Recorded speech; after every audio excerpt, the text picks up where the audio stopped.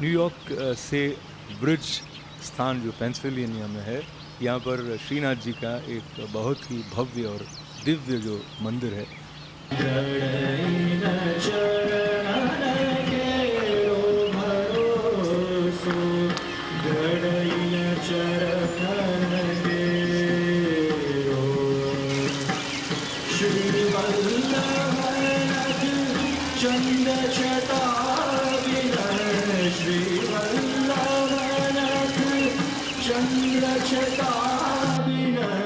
सब जग माज अंधेरो भरोसो गड़ई न चरण केरो सारण रोड़ नहीं आकली में सारण रोड़ नहीं आकली में जासो होय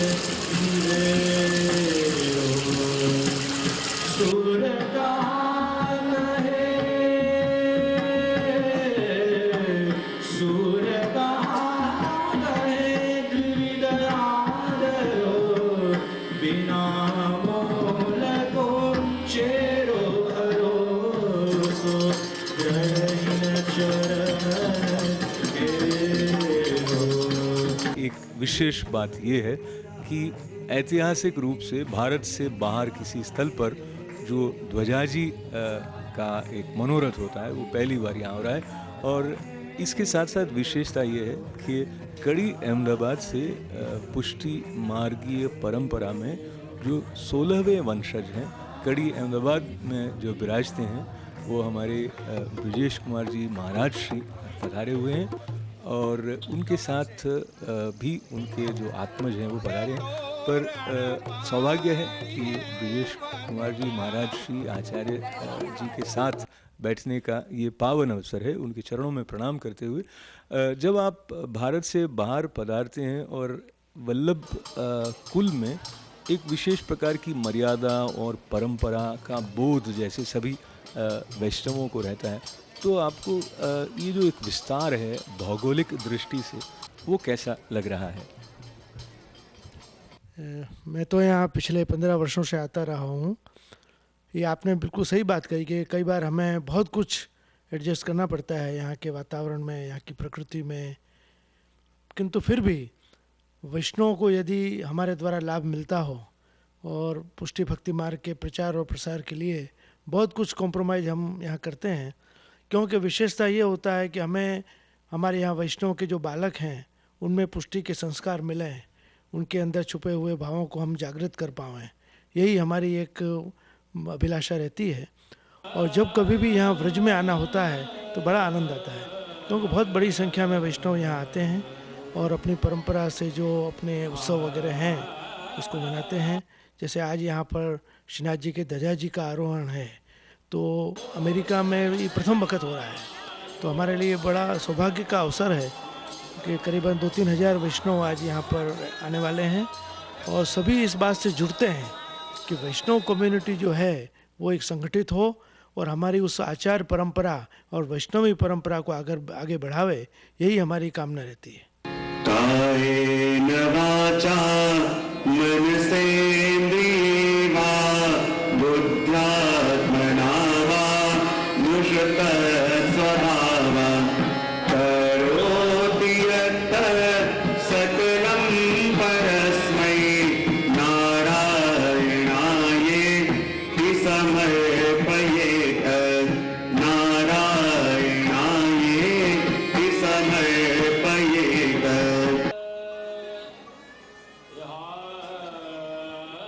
अपने वहाँ कहा गया है कि कलौ केशव कीर्तनार्थ, कि कलयुग के अंदर कीर्तन ही केशव रूप है। भागवत में वर्णन आया कि जो फल की प्राप्ति अन्य युगों में अनेक अनेक अनुष्ठान करके मिलती, अनेक अनेक यज्ञ करके मिलती, वही फल की प्राप्ति कलयुग में प्रभु का नाम लेने मात्र से और प्रभु के नाम का गुणगान करने मात्र से सिद्ध हो जाती है। इसलिए इस कीर्तन के अंदर इतना प्रभाव है कि अपने चलित मन को, अपने विचलित मन को यदि शीतलता प्रदान करने वाला कोई है तो ये भगवत नाम संकीर्तन है। और आजकल कहते हैं ना कि कोई दवाई भी दी जाए तो यदि शुगर कोटेड हो तो इंसान तरस स्वीकार कर लेगा, और एक कीर्तन भक्ति ऐसी है कि चाहे समझे कि न समझे, सहज रूप से उसकी एक रोम रोम, उसकी सारी इंद्रियां उस आनंद को फील करती है। और जब एक परम आनंद की अनुभूति उससे भीतर होती है तो वो प्रभु से दूर नहीं रहता, चाहे वो मंदिर में हो चाहे मंदिर में ना हो। लेकिन जिस क्षण उसे एक परम आनंद की अनुभूति रोम रोम में होती है, उस क्षण वो प्रभु के बहुत करीब होता है, और उसकी अनुभूति इस कीर्तन भक्ति के द्वारा जीव को होती है। मैं क्या आपसे निवेदन कर सकता हूँ, क्योंकि मुझे ये ज्ञात है कि आपके माध्यम से, आपके मधुर कंठ से जो भजन हैं उनके ऊपर आधारित एक सीडी भी इस अवसर पर भी रिलीज़ हुई है, और शायद पहले भी कुछ रही होंगी। तो कोई प्रिय धुन आपकी अगर आप थोड़ी सी। क्योंकि यहाँ पे भागवत जी जो चल रहे हैं, उस भागवत जी का मुख्य विषय भी ये लिया है कि भागवत जी में राधा का स्वरूप। क्योंकि अधिकतर अपन सुनते हैं कि भागवत में कहीं राधा नहीं है, लेकिन इस समय मैंने क्रम ये लिया है कि भागवत में राधा के अलावा और कुछ नहीं है। क्योंकि शब्द कृष्ण है तो उसका अर्थ राधा है, मर्म कृष्ण है तो उसकी व्याख्या राधा है। तो उसी हिसाब से राधा जी के ऊपर ही सीधी बार पढ़ी जिसका नाम है कृपामयी राधे, तो उसकी एक छोटी सी धुन है। हे दयामयी राधे, हे कृपामयी राधे, हे दयामयी राधे, हे कृपामयी राधे। दयामयी कृपामयी करुणामयी राधे, दयामयी कृपामयी करुणामयी राधे। हे रसमयी राधे, हे रासमयी राधे, हे रसमयी राधे, हे रासमयी राधे।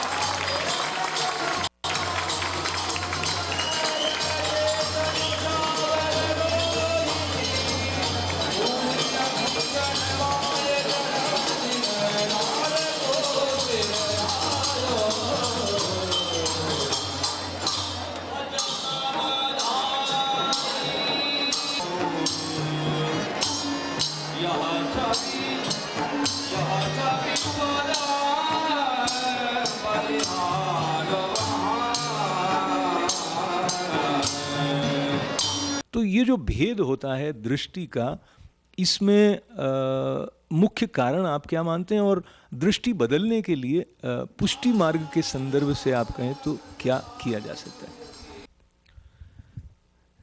चिंता वो मन की बहुत सहज अभिव्यक्ति है। जिसको चिंता न होती हो उसकी चिंता अपन को करनी पड़ेगी, इसको चिंता क्यों नहीं हो रही है? क्योंकि मन है तो चिंता है, पर उसी चिंता को चिंतन में बदलने हम लोग यहाँ पर आते हैं कि जैसे आँख है तो देखे बिना रहेगी नहीं, बंद करो तो आप बेचैन हो जाओगे। कान है उसको बंद करोगे तो आप बेचैन हो जाओगे, वो सुने बिना नहीं रहेगा। वैसे ही मन का स्वभाव ही चिंता करना, चिंतन करना, बस उस चिंता को चिंतन में बदलना, यही सत्संग का प्रभाव है। क्योंकि दुनिया में मैं ये मानता हूँ कि अभी के समय में सबसे बड़ा कोई सत्कर्म है या सबसे बड़ा कोई दान है तो वो सद्विचारों का दान है। आजकल सत्कर्म बहुत बड़े हैं और बहुत सरल है आजकल सत्कर्म करना। आज दुनिया को भूखे को अन्न देने वाले बहुत हैं, बीमार को दवाई देने वाले बहुत हैं, उघाड़े को कपड़ा देने वाले बहुत हैं, पर किसी के सुख को देखकर सुखी होने वाला कोई नहीं है। आज व्यक्ति किसी का सुख नहीं देख पाता, तो क्या ये मन का रोग नहीं है? मूल बात है सद्विचार देना।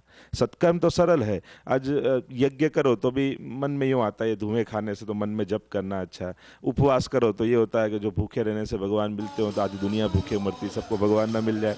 तो सत्कर्म करते करते भी मन में तो गलत ही विचार चलते हैं। तो सबसे बड़ा कोई दान हम ये चाहते हैं कि पहले माँ बाप को घर से निकालो, फिर गरडा घर बना के उसमें रखो। पर हम ये कार्य कर रहे हैं कथा और सत्संग के द्वारा कि माँ बाप के लिए आदर इतना जगे कि इन बूढ़े घरों की जरूरी न पड़े, अनाथ आश्रमों की जरूरी न पड़े, मन में इतना आनंद आए कि हॉस्पिटल जाने की आवश्यकता ही न हो। हम ये क्यों चाहते हैं कि पहले लोग बीमार पड़े और फिर हॉस्पिटल में जाएं? जितनी ये चीज़ें बढ़ती है समाज में, वो स्वस्थ समाज की निशानी नहीं है। ये चीज़ें घटनी चाहिए। जितने पुलिस स्टेशन बढ़ रहेंगे गांव में, तो वो अच्छे गांव की निशानी नहीं होगी। श्रेष्ठ वही है कि जिसमें स्वयं का अनुशासन पैदा हो। आज स्वस्थ शरीर वाले व्यक्ति को स्वस्थ विचारों की आवश्यकता है। आज बड़े बड़े स्थानों में बैठे हुए लोगों को शुद्ध और स्वच्छ विचार देने होंगे, क्योंकि इसीलिए पढ़े लिखे लोग जितने समाज को बिगाड़ते हैं या नुकसान पहुंचाते हैं, इतना अनपढ़ व्यक्ति नहीं पहुंचाता। ये बड़े बड़े जो आतंकवादी हमले होते हैं या घोटाले होते हैं, ये सब पढ़े लिखे लोग ही करते हैं, अनपढ़ लोग नहीं कर पाते। मूल बात है, बुद्धि बड़ी है पर शुद्धि घटी है। तो शुद्धि को वापस लाने के लिए ये सत्संग, कथा और ये सब करते हैं, जिससे चिंताएं घटे और चिंतन बढ़े। हमारे मन के केंद्र में भगवान आए और उनके स्मरण से, क्योंकि भगवान आनंद रूप है, आनंद मात्र कृपादि मुखोदरादि जो वेद कहता है। और हृदय में आपके आनंद है तो आप किसी को दुख नहीं दे पाओ। दुखी व्यक्ति ही दूसरे को दुख देता है, आनंदी व्यक्ति तो आनंद बांटता है। और यही उद्देश्य लेके हम लोग आते हैं।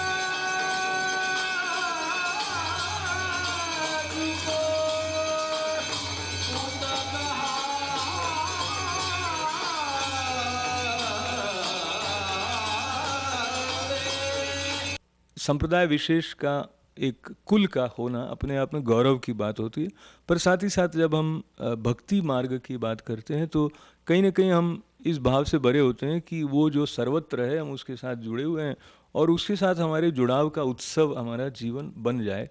पर साथ ही साथ जब हम एक संप्रदाय विशेष की धारा को एक परिधि के तरह से देखते हैं, तो क्या ये जो अन्य जो पूरा मानव समुदाय है उसके साथ हमारे जुड़ाव में कोई एक रेखा जैसा तो नहीं खींच देता है?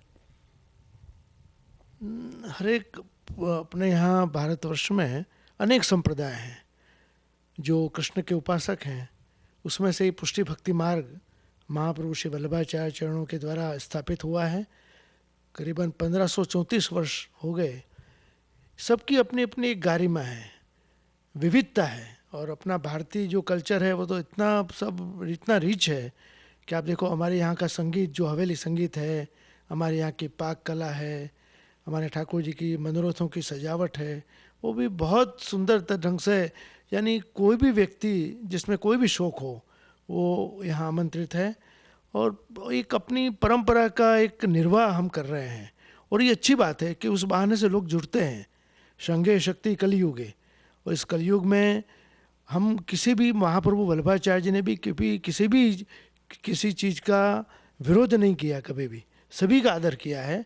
लेकिन उन्होंने अपना एक प्रतिपादन किया कि ये पुष्टि भक्ति मार्ग एक ऐसा मार्ग है कि आत्मसमर्पण के द्वारा हम ठाकुर जी को समर्पित हो जाते हैं और हमारा जो भी कुछ है वो प्रभु को अर्पण करके फिर हम उसका अपना निर्वाह करते हैं। तो एक इतनी सुंदर, पर इसमें कोई कठोरता भी नहीं है, कोई दमन भी नहीं है। वैष्णवपि सहजम, एक सहज भाव से हम ठाकुर जी के साथ जुड़े रहें और एक इस जीवन को एक आदर्श जीवन बनावें, यही श्री महाप्रभु की कल्पना थी। जब पहली बार कथा करने के लिए आप मंच पर गए होंगे, या तो एक समय आता है जब आपको लगता है कि हाँ, अब मैं इस रूप में संबोधित करूं क्योंकि मेरे अंदर इतना खुलापन है भक्ति को लेके, वो कोई संस्मरण? क्योंकि सबसे पहला प्रवचन जो मैंने याद है किया हुआ, उस समय हमारी व्रज यात्रा थी और व्रज यात्रा के दौरान पूज्य पितृचरण के ही आशीर्वाद आज्ञा मिली। और उस समय हमारी आयु भी करीब 6 या 7 वर्ष की थी और करीब 5-1 हज़ार वैष्णव वहाँ पे उपस्थित थे।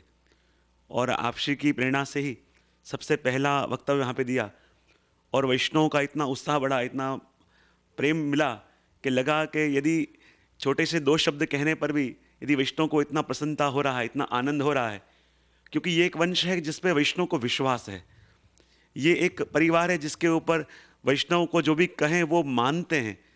तो लगा कि यदि जो वस्तु बड़े बड़े ग्रंथ पढ़ के नहीं मिल रही, घर के लोगों से कहने से नहीं मिल रही, यदि अपने 2 शब्द उनको कहने से उनके जीवन में परिवर्तन मिल रहा है, उनके जीवन में रिजल्ट दिख रहा है, तो एक इनर सेटिस्फैक्शन जो मिलता है कि अपन ने औरों के लिए कुछ किया, अपने कहने से किसी के जीवन में कुछ परिवर्तन आया और उसका जो आनंद है उस आनंद की बराबरी और कोई सुख नहीं कर सकता, तब वो वस्तु जब देखी तो सहज रूप से इसके प्रति हमारा रुझान और बढ़ने लगा। आपका ग्रंथों के प्रति विशेष रूप से रुझान है और कहीं आपके मन में होता है कि ग्रंथोत्सव मनाया जाना चाहिए ताकि सब लोगों को ग्रंथों के बारे में परिचय मिले। प्रस्थान त्रय के रूप में जब हम भारतीय परंपरा में उल्लेख करते हैं तो श्रीमद् भगवद गीता, उपनिषद और ब्रह्म सूत्र की बात आती है।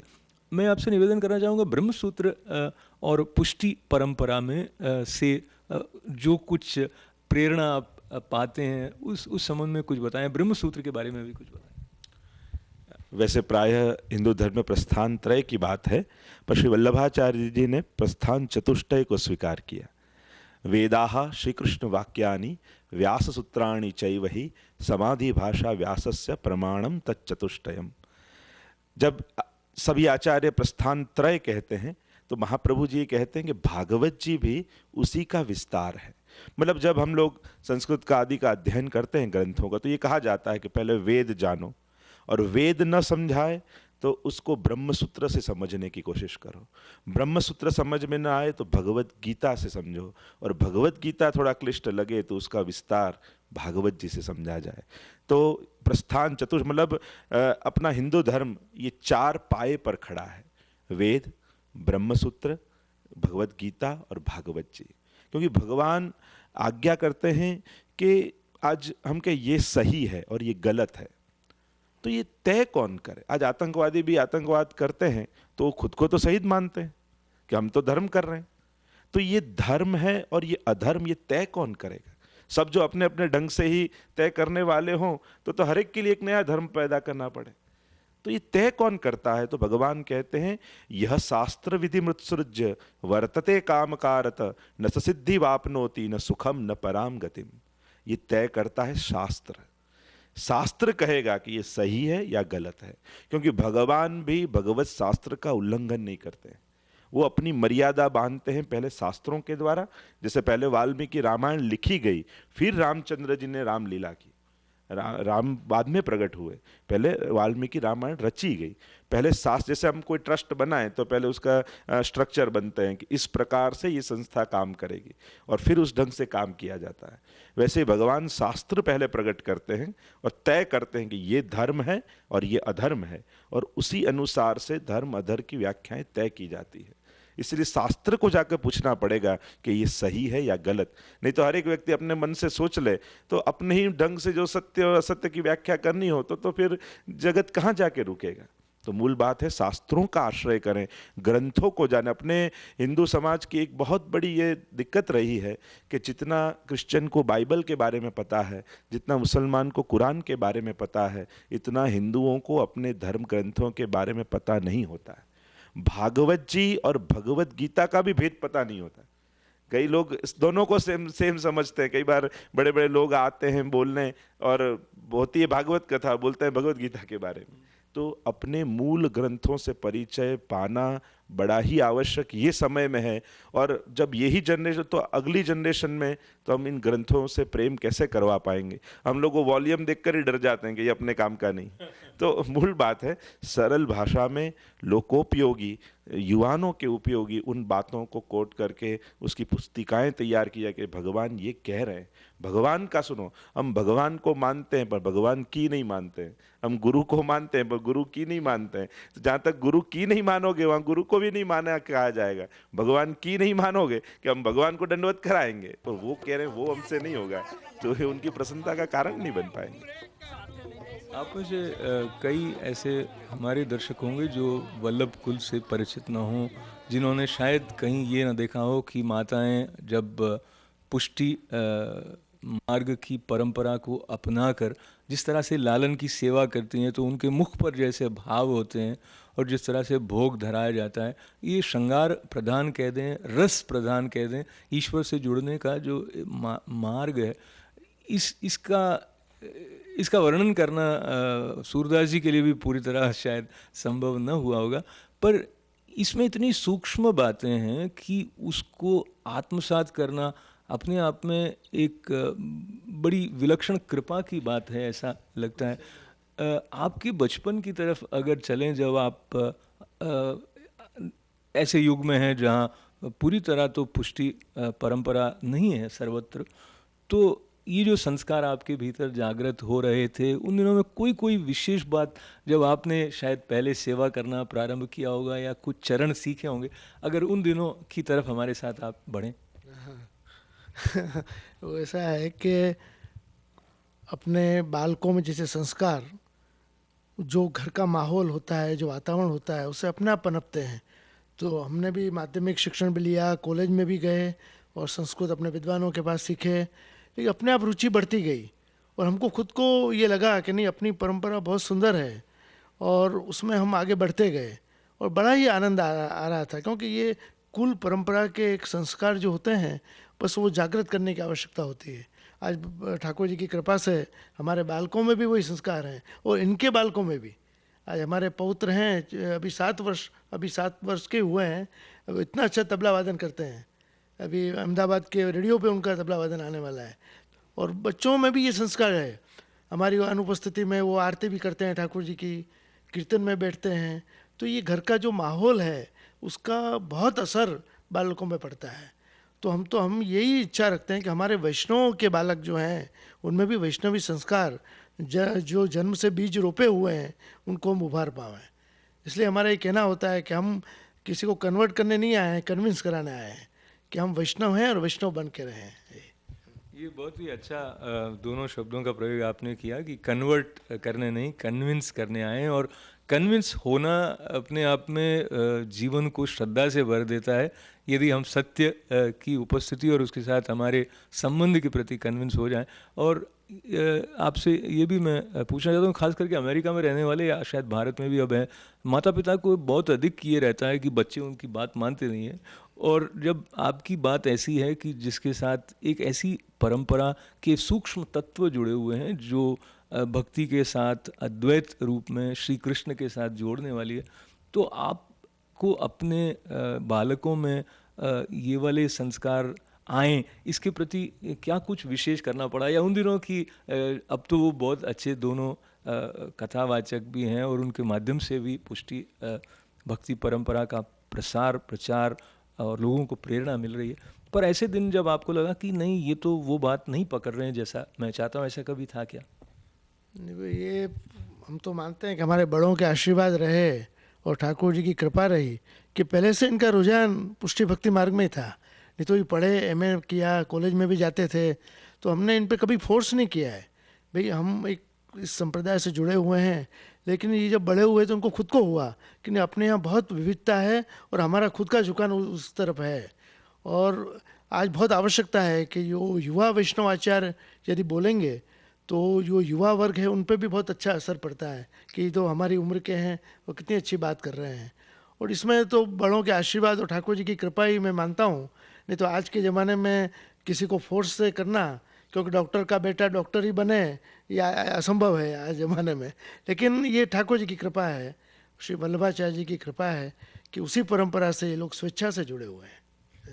आपका अधिक समय न लेते हुए आप का धन्यवाद करने के साथ एक अंतिम प्रश्न, वल्लभाचार्य जी की परंपरा में जो श्री कृष्ण भगवान की लीलाओं के साथ उनके लीला रस में निमज्जित होने का जो एक सौभाग्य है, तो क्या कोई ऐसा प्रसंग विशेष है श्री कृष्ण चरित्र में से जो आपको व्यक्तिगत रूप से बहुत अधिक प्रेरणा देता रहा है या बहुत अधिक लुभाता है? ये पुष्टि भक्ति मार्ग में महाप्रभु श्री वल्लभाचार्य, उनके बाद श्री गुसाई जी, विठलनाथ जी प्रभुचरण, और आपकी इतनी व्यापकता रही। एक हमारे यहाँ प्रसंग आता है कि आप अपरस में स्नान करके घोड़े पे सवार होके जतिपुरा पधार रहे थे और एक दलित बाई जो तृषा से पीड़ित थी, पानी के बिना वो तड़प रही थी। तो श्री गुसाई जी को इतनी दया आई तो आपने कहा इसको जल पिवाओ। तो श्रीनाथ जी की झारी थी आपके पास सोने की, उससे जल उसको पिवाया। तो कई वैष्णव ने कहा कि जैसे झारी छी जाएगी, तो अरे जी छी जाएगी तो दूसरी आएगी, लेकिन ये तृषा से पीड़ित है, इसके जीव जा रहे हैं, पहले उसको बचाना चाहिए। तो ये जो आपकी करुणा है ये हमको बहुत असर कर जाती है कि कितना व्यापक दृष्टिकोण है। कई लोग इसको नहीं समझ पाते हैं तो संकुचित रूप में ले लेते हैं। हमारे यहाँ के आचार जो व्यवस्था है वो कुछ कठिन जरूर है लेकिन अच्छी है। आज के साइंटिफिक युग में भी वो इतना ही सटीक है। आज हम देखते हैं कि वैज्ञानिक लोग वो कहते हैं कि भाई सब में शुद्धता स्वच्छता रखनी चाहिए, तो अपने यहाँ पवित्रता है। जैसे आपको जैसे हॉस्पिटलों में स्वच्छता होती है लेकिन मंदिरों में पवित्रता होती है। ये जो बहुत बारीक अंतर है स्वच्छता का और पवित्रता का, वो गुरु चरणों में बैठकर ही स्पष्ट हो पाता है। और कड़ी अहमदाबाद से पधारे हुए वल्लभाचार्य जी के 16वें वंशज उस पीढ़ी के हमारे ब्रजेश कुमार जी महाराज श्री ने हमारे साथ बातचीत के लिए समय निकाला। और अंतिम जो प्रसंग आपने बताया वो भी हमारे मानस में इस बात को रेखांकित करता है कि मानवता सबसे बड़ी है और भक्ति के माध्यम से जिससे हम जुड़ रहे हैं उसको मानवता से अलग होकर तो नहीं अपनाया जा सकता है। तो जल जैसे उन्होंने आपने बताया, तो आपका बहुत बहुत धन्यवाद और आपके चरणों में प्रणाम।